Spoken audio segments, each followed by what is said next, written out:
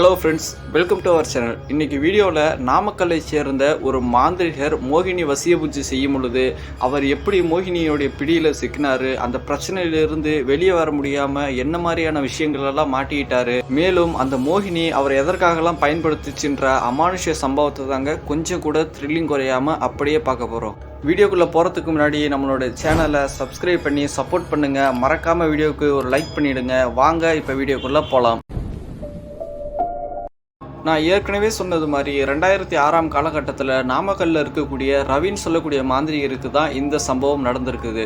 இந்த சம்பவத்தை நமக்கு ஷேர் பண்ணது இந்த மாந்திரிகர் தான். இவருக்கு சின்ன வயசுல இருந்தே கடவுள் மேலே ஒரு அளவு கடந்த நம்பிக்கை இருந்திருக்கு. இவருக்கு 19 வயது இருக்கும் பொழுதே மாந்திரிகத்தின் மேலே அதீத ஈடுபாடு வந்துடுது. அதனால் 19 வயதுல இருந்தே இந்த மாந்திரிகத்தினுடைய தேடல்கள் நிறைய வச்சுக்கிட்டு நிறைய இடங்களில் போயிட்டு நிறைய குருமார்களை சந்திக்கிறாங்க. ஒரு நாள் டீ கடையில் ரவியும் அவருடைய ஃப்ரெண்டும் உட்காந்து பேசிகிட்டு இருக்கும் பொழுது ரவி இந்த விஷயங்களை சொல்கிறாரு. என்ன அப்படின்னா, எனக்கு மாந்திரிகம் கற்றுக்கணும், எனக்கு நம்பிக்கையான ஆள் யாருமே தெரியலை, உனக்கு யாராவது அந்த மாதிரி நல்ல நம்பிக்கையான ஆட்கள் இருந்தாங்கன்னா சொல்லு தொலை தன்னோட ஃப்ரெண்டுக்கிட்ட கேட்கும் பொழுது ரவியோட ஃப்ரெண்டு கொஞ்ச நேரம் யோசிச்சுக்கிட்டு ஒரு விஷயத்த சொல்கிறாருங்க. என்ன அப்படின்னா, எங்களுடைய அப்பாவுக்கு ஒரு 4 வருஷத்துக்கு முன்னாடி மாந்திரிக பிரச்சனை இருந்துச்சு. நாங்கள் நிறைய மாந்திரிகர்கிட்ட ட்ரை பண்ணி பார்த்தாலுமே எதுவுமே சரியாகலை. ஆனால் நம்ம ஊர்லேருந்து ஒரு 300 கிலோமீட்டர் தூரத்தில் இருக்கக்கூடிய ஒரு மாந்திரிகர் இருக்கார். அவர் வெளிப்படையாக யாருக்குமே எந்த ஒரு விஷயங்களும் செஞ்சு கொடுக்க மாட்டார். நீ அவரை போயிட்டு பாரு, கண்டிப்பாக அவர் மூலயமா உனக்கு ஒரு நல்லது நடக்கும்னு சொல்லிட்டு நான் சொன்னேன் அப்படின்னு சொல்லு. இல்லை அப்படின்னா அவர் எந்த ஒரு விஷயங்களையுமே சொல்ல மாட்டார், உன்னை திருப்பி அனுப்பிடுவார்னு சொல்லிட்டு அந்த மாந்திரிகருடைய அட்ரஸையும் கொடுத்து ரவியை அனுப்பி வைக்கிறாரு. ரவி ஒரு நாள் அந்த மாந்திரிகரை போயிட்டு பார்த்துருக்காரு. பார்த்துட்டு எல்லா விஷயங்களையும் பேசுகிறாரு. எனக்கு நீங்கள் மாந்திரிகம் ஃபுல்லாக சொல்லி தருவீங்களா, என்ன உங்களுடைய சிஷ்யனாக ஏற்றுப்பீங்களான்னு சொல்லிட்டு ரவி கேட்கும் பொழுது அந்த மாந்திரிகர், இதுவரைக்கும் நான் எந்த ஒரு நபரையும் என்னுடைய சிஷ்யனாக நான் ஏற்றுக்கிட்டது கிடையாது, நான் ஏற்றுக்க போகிறதும் கிடையாது. உனக்கு குறிப்பிட்ட இந்த விஷயங்கள் மேலே ஆர்வம் இருக்குது அப்படின்னா வேணா சொல்லு, அந்த விஷயங்களை மட்டும் நான் உனக்கு சொல்லித்தரேன்னு சொல்கிறாரு. இதையும் நீ எனக்கு தெரிஞ்சவங்க சொல்லி வந்த ஒரே காரணத்தினால தான் உனக்கு நான் இந்த உதவியை பண்ணுறேன், இல்லை அப்படின்னா நான் யாருக்கும் எந்த ஒரு உதவியும் செய்ய மாட்டேன்னு சொல்லியிருக்காரு.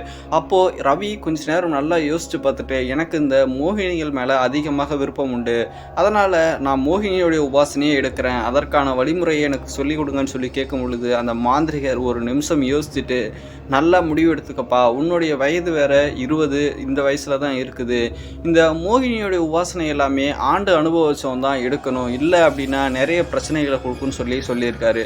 ஆனால் ரவி, நான் இந்த மோகினியோடைய உபாசனையே எடுத்துக்கிறேன் அப்படின்னு சொல்லிட்டு உறுதியாக இருந்திருக்காரு. சரி, நீ இன்னைக்கு போயிட்டு அடுத்த மாதம் அமாவாசை அன்னைக்கு மறக்காமல் வந்துடு, உனக்கு தேவையான பொருளை நான் தயார் பண்ணி தரேன் அப்படின்னு சொல்லிட்டு மாந்திரிகர் ரவியவும் அனுப்பிச்சி வச்சிருக்காரு. அப்படி அடுத்த மாதம் அமாவாசையும் வந்திருக்குது. ரவியும் மாந்திரிகரை பார்க்குறதுக்காக போயிருக்காரு. அந்த மாந்திரிகர் ரவியவும் அந்த மாந்திரிக பொருட்களெல்லாம் எடுத்துக்கிட்டு மயானத்துக்கு அழைச்சிக்கிட்டு போகிறாரு. அந்த மயானத்தில் வச்சு சில பூஜைகள்லாம் பண்ணிவிட்டு சில எந்திரங்களையும் ஒரே ஒரு மரப்பாச்சி பொம்மையவும் இந்த ரவியோட கையில் கொடுக்குறாரு.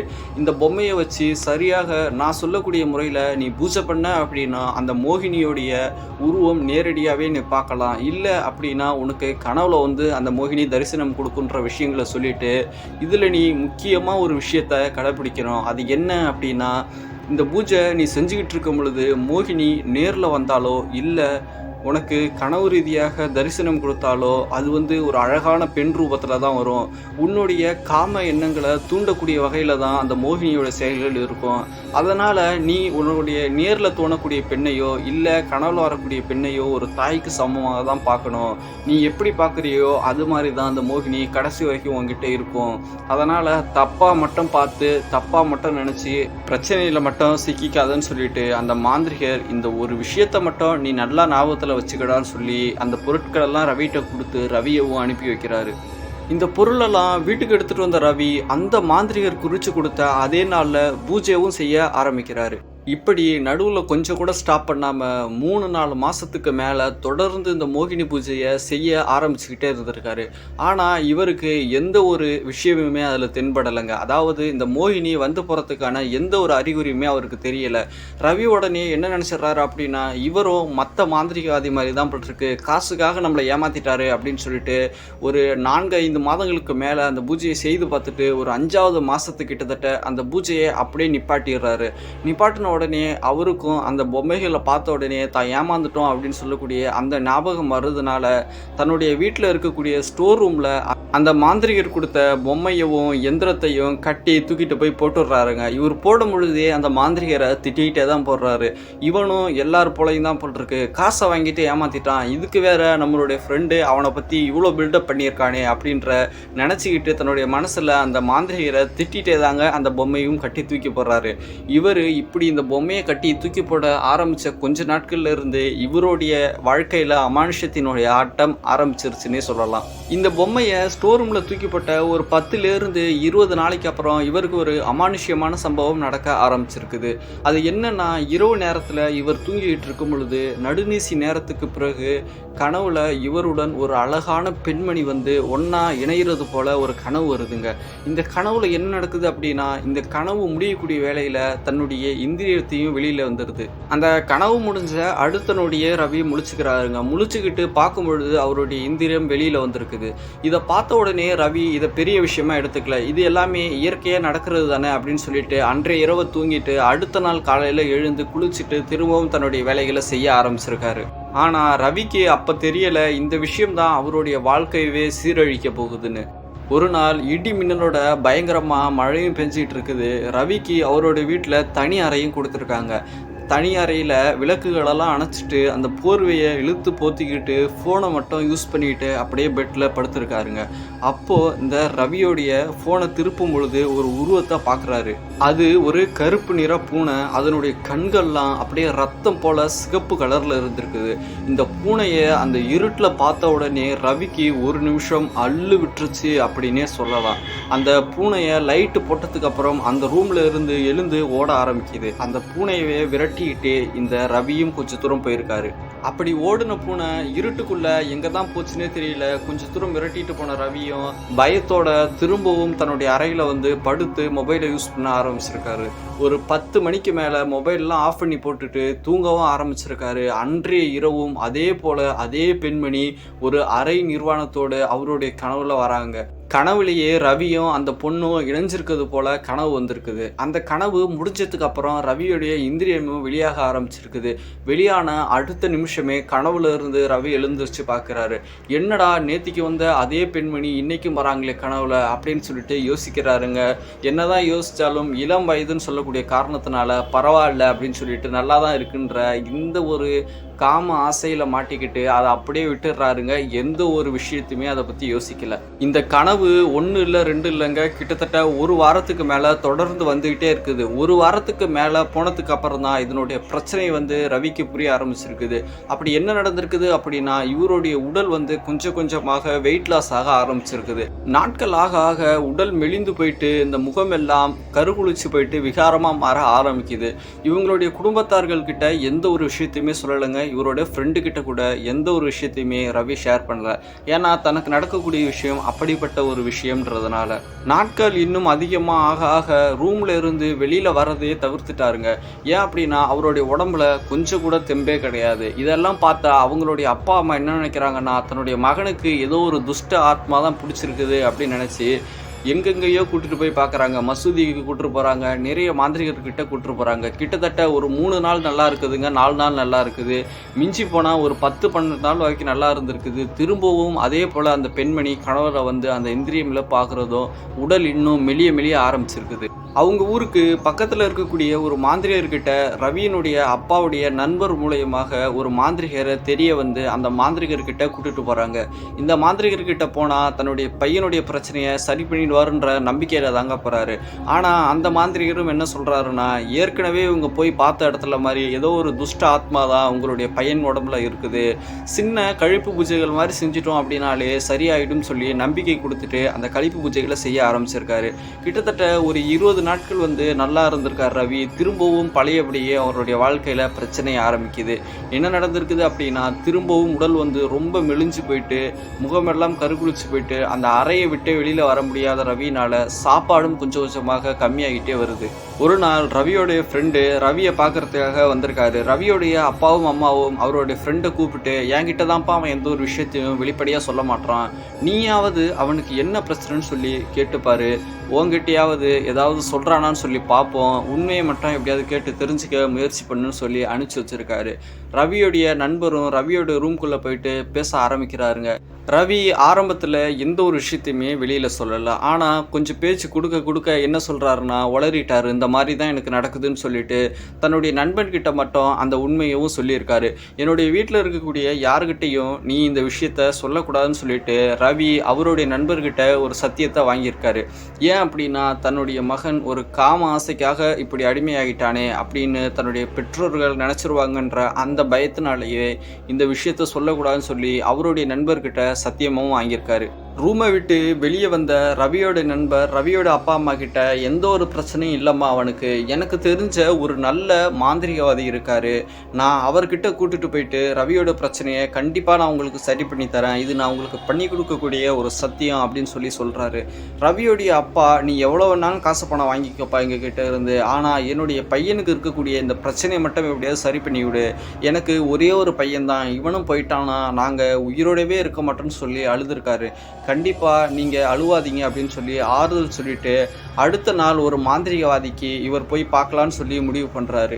அந்த மாந்திரிகர் வேற யாருமே கிடையாதுங்க, ரவி ஒரு மாந்திரிகரை போயிட்டு பார்த்துட்டு வந்திருப்பார் இல்லையா, அந்த மாந்திரிகரை தான் ரவியுடைய நண்பரும் நம்பிட்டு அவருக்கு ஃபோன் பண்ணி இந்த மாதிரி கேட்குறாரு, என்னுடைய நண்பனுக்கு இந்த மாதிரி ஒரு பிரச்சனை இருக்குது, அவன் கொஞ்சம் வருடங்களுக்கு முன்னாடி உங்ககிட்ட கூட வந்தவன் தான் அப்படின்னு சொல்லி டீட்டெயில்ஸ்லாம் சொல்லும் பொழுது அவருடைய டீட்டெயில்ஸ்லாம் வாங்கிட்டு அந்த மாந்திரிகவாதி தியானத்தில் அமர்ந்து என்ன விஷயம்னு சொல்லிட்டு பார்க்குறாருங்க. பார்த்த உடனே ரவிக்கிட்ட கொண்டு போய் ஃபோனை கொடுன்னு சொல்லி கொடுத்த உடனே ரவிக்கிட்ட ஒரு சில விஷயங்களை கேட்குறாரு. நான் சொல்லக்கூடிய பூஜைகளை நீ சரியாக பண்ணியாப்பா, நீ என்கிட்டேருந்து மோகினி உபாசனை வாங்கிட்டு போனோம் தானேன்னு சொல்லி கேட்கும் பொழுது, ஆமாம் நான் பூஜைகள்லாம் பண்ணினேன், ஆனால் எனக்கு எந்த ஒரு சிம்டம்ஸுமே காட்டலை, அதனால் அந்த மோகினி பூஜையை நான் அப்படியே விட்டுட்டேன் அப்படின்னு சொல்லியிருக்காரு. நான் உனக்கு கொடுத்த பொம்மை யந்திரம் அந்த மையெல்லாமே எங்கன்னு சொல்லி கேட்கும் பொழுது, எனக்கு எந்த ஒரு சிம்டம்ஸுமே காட்டாதனால அதை வச்சு எனக்கு பூஜை பண்ண பிடிக்கல, அதனால் ஒரு பழைய துணியில் வச்சு கட்டி அதை கொண்டு போயிட்டு நான் ஸ்டோர் ரூமில் வச்சுருக்கேன் அப்படின்னு சொன்ன உடனே, நீ என்னை பார்க்கும் பொழுது நேரில் வருவல்ல, அப்போது நீ கட்டி வச்சிருக்கக்கூடிய அந்த பொருளையும் நீ கையோடு கொண்டு வந்து என்கிட்ட கொடு அப்படின்னு சொல்லியிருக்காரு. ஒரு நாள் ரவியும் ரவியோடைய நண்பரும் அந்த ஸ்டோர் ரூமில் இருக்கக்கூடிய மோகினி பொம்மைகளை அந்த எந்திரங்களையும் எடுத்துக்கிட்டு ஒரு பையில் வச்சு பேக் பண்ணி அந்த மாந்திரிகவாதியை பார்க்க போகும்போது கையோட கொண்டு போகிறாரு. அந்த பொம்மையெல்லாம் அந்த மாந்திரிகவாதிகிட்ட கொடுத்ததுக்கு அப்புறம் அவர் ஒரு சில விஷயங்களை சொல்ல ஆரம்பிக்கிறாரு. உன்னுடைய நண்பனுடைய பிரச்சனையை நீ எந்த ஒரு மாந்திரிகன்கிட்ட போனாலுமே சரி பண்ண முடியாதுன்னு சொல்லிட்டு ஏன் அப்படின்னு சொல்லி கேட்டிருக்காங்க. ஏன்னு சொல்லி கேட்டதுக்கு அப்புறம் தாங்க எல்லா விஷயங்களையுமே சொல்ல ஆரம்பிக்கிறாரு. உன்னுடைய நண்பனுக்கான பிரச்சனையை அவனே தான் தேடிக்கிட்டான், உனக்கு நல்லா ஞாபகம் இருக்கா, நீ என்கிட்ட மோகினி வசியத்துக்காக வந்து எல்லா விஷயமே வாங்கிட்டு போனியே, அதுலேருந்து தான் உனக்கு இந்த பிரச்சனை ஆரம்பிச்சிருக்குதுன்னு சொல்லியிருக்காரு. உன்னுடைய கனவுலையும் நேர்லையும் நீ மோகினி வரல, அதனால் உனக்கு மோகினி வசப்படலை, என் மேலே நம்பிக்கை இல்லாமல் நான் பொய்யான எந்திரங்களையும் மந்திரங்களையும் உனக்கு கொடுத்துட்டேன்னு சொல்லி நீ அந்த பொம்மையவும் அந்த எந்திரத்தையும் மையவும் பழைய துணியில் வச்சு கட்டி நீ ஸ்டோர் ரூமில் போட்டுட்ட. ஆனால் இந்த மோகினி உங்ககிட்ட வந்துடுச்சு, எந்த ஒரு சிம்டம்ஸுமே காட்டாமல் உங்ககிட்ட இருந்தது. ஆனால் நீ அதை தூக்கிட்டு போய் ஸ்டோர் ரூமில் போட்ட அந்த கோவத்தினாலையும் அதுக்கு பூஜை பண்ணி ஒழுங்காக நீ படையல் வைக்கல அப்படின்ற கூடிய கோவத்தினாலையும் தான் அந்த மோகினி இந்த மாதிரி பிரச்சனைகள்லாம் பண்ணி உன்னுடைய உயிரை காவு வாங்கணும்னு சொல்லிட்டு பண்ணுதுன்னு சொல்லியிருக்காரு. இந்த விஷயத்தை கேட்ட உடனே ரவிக்கு அந்த நிமிஷமே அப்படியே ஒரு நிமிஷம் திக்குன்னு ஆயிடுச்சு. இந்த பிரச்சனைக்கு என்னதான் சொல்யூஷன் சொல்லி ரவியோடைய ஃப்ரெண்டு அந்த மாந்திரிகரை பார்த்து கேட்குறாரு. அப்போ அந்த மாந்திரிகர் கொஞ்ச நேரம் தியானம் பண்ணிட்டு ஒரு சில விஷயத்த சொல்லியிருக்காரு. என்ன அப்படின்னா, உன்னுடைய நண்பன் வந்து தானாக வந்து அந்த மோகினி வந்து அண்டலை, அவனாக வந்து கூப்பிட்டு தான் அந்த பிரச்சனையை வந்து தேடிக்கிட்டான். அதனால் நம்ம முறையாக பூஜை செஞ்சு அந்த மோகினியை விளக்குனா மட்டுமே தான் அந்த மோகினி இவனை விட்டு விலகும். இல்லை அப்படின்னா நீங்கள் சாதாரண ஒரு கழிப்பு பூஜைகள்லாம் செஞ்சீங்க அப்படின்னா அந்த மோகினி ஒரு 3 நாள் 10 நாள் மிஞ்சி போனால் ஒரு 20-25 நாள் விலகி நிற்கும். திரும்பவும் உன்னுடைய நண்பன்கிட்ட வந்து அந்த மாதிரி ஒரு பிரச்சனையை தான் பண்ணும் அப்படின்னு சொல்லியிருக்காரு. அதன் பிறகு ஒரு கடற்கரையில் இரவு நடுநீசி நேரத்தில் யாரும் இல்லாதப்ப ரவியை கூப்பிட்டுட்டு போயிட்டு கடற்கரை ஓரத்தில் வச்சு அந்த களிப்பு பூஜைகளை முறையாக செய்ய ஆரம்பிக்கிறாரு. அப்படி முறையாக செஞ்சு அந்த பொம்மையில் அந்த மோகினியை ஆவாகனம் செய்யும் பொழுது அந்த மோகினியோட சத்தம் அந்த கடற்கரையில் நல்லா கேட்டிருக்குது. நான் போக மாட்டேன், இவனுடைய உயிரை காவு வாங்கிட்டு தான் நான் போவேன்னு சொல்லிட்டு அந்த மோகினி அந்த இடத்துல சொன்னதை ரவியோடைய நண்பரும் நல்லா கேட்டிருக்காரு. தொடர்ந்து அந்த பூஜையை அந்த மாந்திரிகர் செய்யும் பொழுது அந்த இடத்துல ஒரு கரிய நிற பெண்மணியினுடைய உருவம் வந்திருக்குது. அந்த உருவம், நான் இவனை கொல்லாமல் விடமாட்டேன், நீ விலகிக்கோ, இதுக்கும் உனக்கும் எந்த ஒரு சம்பந்தமும் கிடையாது, என்ன நீ தடுத்த அப்படின்னா உன்னையும் நான் கொல்றதுக்கு தயங்க மாட்டேன்னு சொல்லியிருக்கு. அதன் பிறகு பூஜையெல்லாம் செஞ்சு முடிச்சுட்டு இந்த ரவியோடைய விரல்ல இருந்து ஒரு விரலை அறுத்து அவருடைய ரத்தத்தை ஃபுல்லாக அந்த பொம்மை மேலே விட்டுருக்காரு. விட்டுட்டு செய்யக்கூடிய பூஜையெல்லாம் முறையாக செஞ்சு ரவியோடைய உடல்ல இருந்து அந்த மோகினியை பிரித்து ரவிக்கு கொடுத்த அந்த மோகினி பொம்மைக்குள்ளவே இறக்குறாருங்க. இறக்கிட்டு அந்த பொம்மையை முறையாக கட்டிட்டு அதே கடற்கரையில் அந்த பொம்மையை ஆற்றுட்டு வந்திருக்காங்க. கொஞ்ச நாட்கள்லேயே ரவியோடைய பிரச்சனையும் நல்லா ஆகி அவருடைய உடல்நலமும் கொஞ்சம் நல்லா தேறிட்டு ஓரளவு நல்லாவே வந்துடுறாரு. ஒரு நாள் திரும்பவும் அந்த ரவி அந்த மாந்திரிகரை போய் பார்க்கும் பொழுது என்ன நினச்சாருன்னு தெரியல, அந்த மாந்திரிகவாதி ரவியை தன்னுடைய முழுமையான சிஷ்யனாக ஏற்றுக்கிறாரு. அதன் பிறகு ஆரம்பத்தில் இருந்து முடிவு வரைக்கும் மாந்திரிக விஷயங்கள் எப்படியெல்லாம் செய்யணும்னு சொல்லி கொடுத்து ரவியை மிகப்பெரிய ஒரு மாந்திரிகனாக்கி விட்டுருக்காரு.